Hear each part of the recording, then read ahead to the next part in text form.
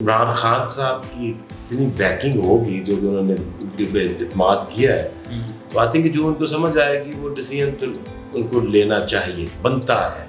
अस्सलाम वालेकुम जी। हाफिज़ मोहम्मद इमरान पाक टीवी देखने वालों को खुशामदीद कहता है। रमीज़ राजा साहब बन रहे हैं पाकिस्तान क्रिकेट बोर्ड के नए चेयरमैन और उनके साथी खिलाड़ी पाकिस्तान के test fast bowler director Lahore Qalandars, director operations Lahore Qalandars के आकिब जावेद साहब भी हमारे साथ। आकिब साहब अस्सलाम वालेकुम। वालेकुम सलाम। एक कामयाब टीम के कामयाब खिलाड़ी 1992 के वर्ल्ड कप के फातेह टीम के अहम रुकन अब पाकिस्तान क्रिकेट बोर्ड के चेयरमैन बन रहे हैं। आपके ख्याल में रमीज़ राजा साहब के लिए क्या मुश्किलात होंगी और उनको क्या करना चाहिए और वो क्या कर सकते हैं? देखिए, एक तो ऑब्वियसली रमीज़ इस तरह के क्रिकेटर हैं जो कि एडमिनिस्ट्रेशन में काफ़ी काम कर चुके हैं।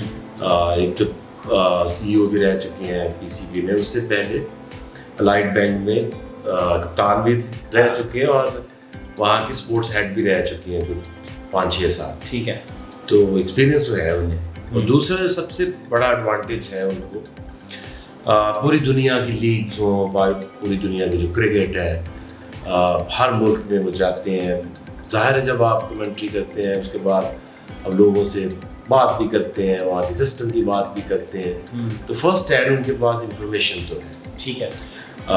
और दूसरा ये है कि उनको इमरान खान साहब की इतनी बैकिंग होगी जो कि उन्होंने उनके पे इत्मीनाद किया है, तो आई थिंक जो उनको समझ आएगी वो डिसीजन तो उनको लेना चाहिए, बनता है। ठीक है।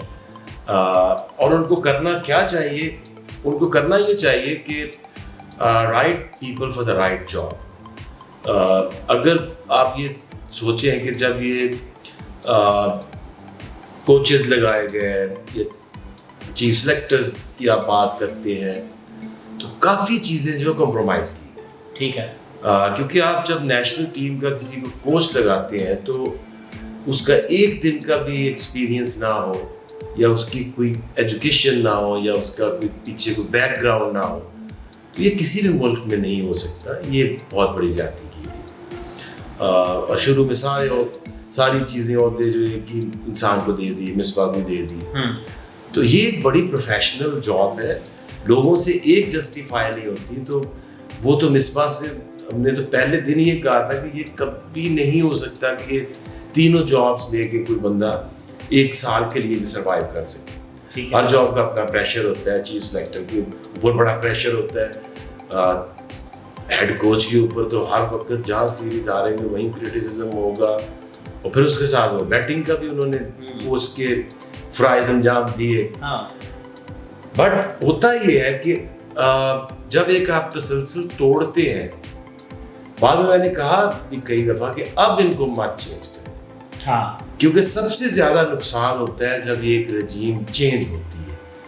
क्योंकि अभी कुछ लोग ऐसे होंगे जो मिसबा वकार उस मैनेजमेंट के उनकी वो डेवलपमेंट की तरफ उनको लेके जा रहे हैं। जो आपका चीफ सेलेक्टर है, आई नो उसे बहुत बेहतर चॉइसेस आपको मिल सकती थी, लेकिन अब जो जिनके ऊपर वो इन्वेस्ट कर रहा है, अब एकदम चेंज होगी तो सारे का सारा माइंडसेट चेंज होगा।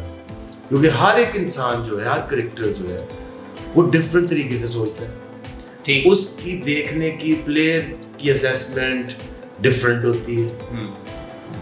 आप अब तो ये क्रिकेटर है ना, अब नॉन क्रिकेटर तो ये कह सकता है कि जी देखिए मेरा काम डायरेक्टली तो परफॉर्मेंस लाना नहीं है, बट रिलीज के आने के बाद ये चीज़ होगी कि वो उनसे बात खुल के क्रिकेटिंग हो जाएगी कि आपने अभी फैसला कर लो, जो भी आपका चीफ सेलेक्टर है, कि आपके मुझे बताओ कौन से आपके 20 या 15 जो है टेस्ट प्लेयर्स कौन से हैं और ये क्यों है।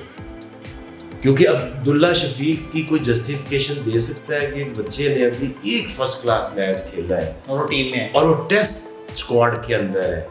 तो इस तरह की चीज़ें क्रिकेटर के होते हुए वो पूछ सकता है, चाहे कोई भी हो, चाहे वो चीफ सेलेक्टर है, चाहे चीफ कोच है, कि भाई आपने किस बेसिस के ऊपर इसको रखा हुआ है।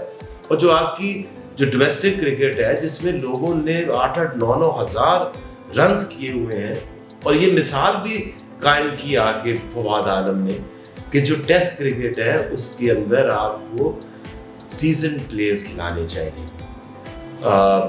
सलाउद्दीन है, उस्मान सलाउद्दीन, उसके 8-9 हज़ार रन हैं, 24 सेंचुरी हैं। ठीक है, उस जैसे बच्चे को आप इग्नोर करके अब्दुल्ला शफीक टाइप को या किसी भी के इमरान भट्ट है या आबिद अली है, उनकी भी है परफॉर्मेंसेस, बट इस तरह की टॉप परफॉर्मेंसेस नहीं है। ठीक है, so I think I still believe कि शान मसूद इनसे तो मुझे बेहतर लगता है, क्योंकि उसने इंग्लैंड जैसे जगहों पे, साउथ अफ्रीका जैसे जगहों पे, ऑस्ट्रेलिया में परफॉर्मेंस थी। एक उसका बैड सीरीज गई न्यूजीलैंड, तो आपने एकदम से उसके ऊपर शक आ गया कि इसकी पास एबिलिटीज नहीं है, हम नया टैलेंट लेकर आते हैं।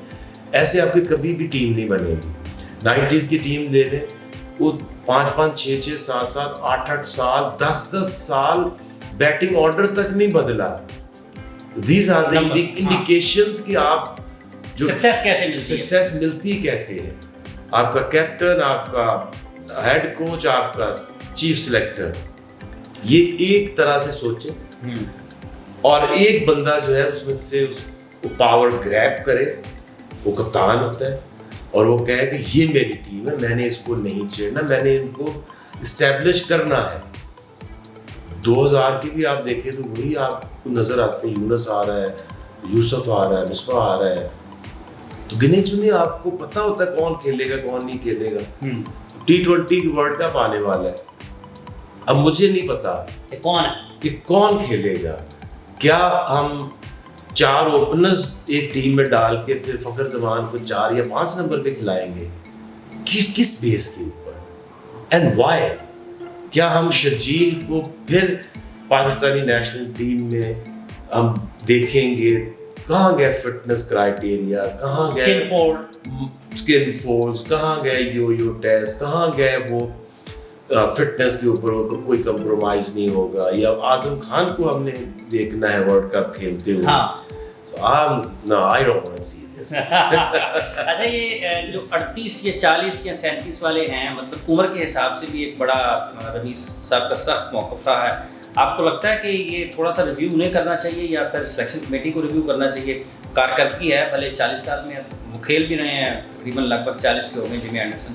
देखिए, या तो आप एक आपका कम्प्रीहेंसिव एक डेवलपमेंट का प्लान चल रहा हो, ठीक है, आपकी एक परमानेंट अंडर 23 इमर्जिंग टीम बनी हो, वो फिर आप ए टीम आपकी बनी हो परमानेंट, फिर आपकी जो है पाकिस्तानी टीम हो, नीचे अंडर 19 का सिस्टम चल रहा हो और वो इंटरनेशनल टूर्स करते रहे, उनके कोचेस अलहदा हो, ताकि वो नीचे से सप्लाई चेन जब तक नहीं चलेगी, एक तो आपकी डोमेस्टिक क्रिकेट में जो परफॉर्म करें उनको प्लेस करें ए टीम्स में, इमर्जिंग टीम्स में, और उनके टूर्स कराएं।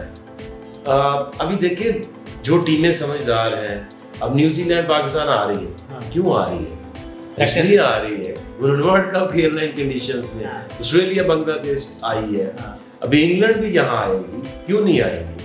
वो आएंगे, लेकिन हमें भी ये चाहिए कि जैसे वेस्ट इंडीज में हमें जिनके ऊपर डाउट था, तो 6-8 महीने पहले हमारी ए टीम वहां पे होती, वेस्ट इंडीज में आपको पता चल जाता कि कौन से प्लेयर्स हैं उन कंडीशंस में, वो उनको अडेप्ट कर सकते हैं नहीं कर सकते।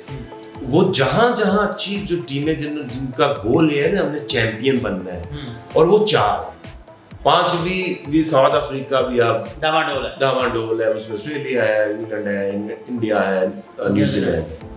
बाकी वो है कि जो कहेंगे हम बॉटम पे ना आ जाए, नीचे से बचाना है, नीचे से बचाना है। तो इसलिए 2 डिफरेंट माइंडसेट्स हैं। अगर आपने सक्सेस लेनी है, अगर आपने नंबर 1 बनना है, तो आपको फिर पूरी प्लानिंग करनी पड़ेगी।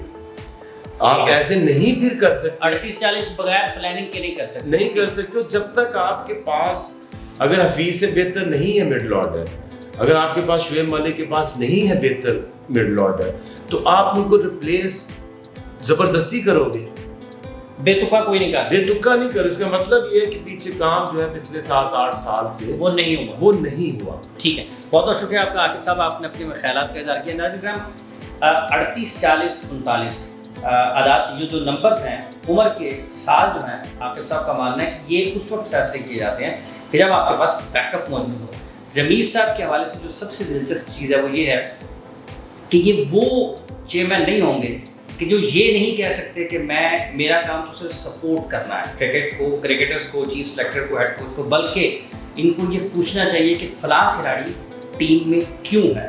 तो रमीज़ साहब के आने से जहाँ पर लोगों में ये उम्मीद है कि पाकिस्तान की क्रिकेट बेहतर हो सकती है, वहाँ पर आकिब साहब ने आज की इस गुफ्तगू में उनकी कुछ जिम्मेदारियाँ, जो इजाफी जिम्मेदारियाँ एज क्रिकेटर उनके ऊपर आएंगी, उन पर भी रोशनी डाली है। हाफिज़ मोहम्मद इमरान आपसे इजाज़त चाहते हैं। अपना बहुत सा ख्याल रखिए। अल्लाह हाफ़िज़।